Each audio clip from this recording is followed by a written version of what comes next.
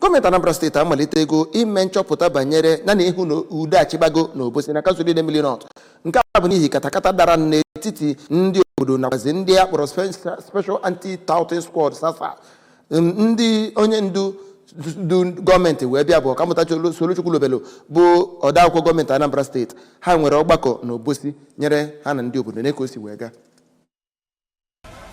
Dịka ọ na-ekwu na gọọmenti elebara anya n'ime ya bụ ihe, Ọkammụta Chukwu Lobelo gosiri mwute ya ma katọọ ya bụ akparamagwa dịka o kwenyere na ndị ahụ mebigara ihe n'oke. O kwuru na a ga-ewugharị etu ndị otu ọrụ SASA ahụ si alụ ọrụ iji kwụsị ya bụ ajọ ihe ime n'ọdịnihu. Onye eze ọdịnala nke Obosi, Igwe Chidubem Iweta, kwuru na enwera ndị ajọ mmadụ banyere n'ime ya bụ SASA wee kwuo ka eleba anya ma nyochapụta ndị a. Dịka kọmishọna na-ahụ maka ọrụ Injinia Ifeanyị Okeọma, onye Meyọ Idemmili North Maazị Stanley Nkwọka, onye President General nke Obosi Barrister Chimezie Obi, Lady Philo Onwalụ, Oriakụ Chuke Stella, Chief Alex Omezie kwuru na ya bụ obodo bụ nke ha na ọchịchị gọvanọ Soludo nwere ezi mmekọrịta, wee yọọ gọọmenti steeti a ka ọ machie ọrụ ndị SASA n'obodo Obosi.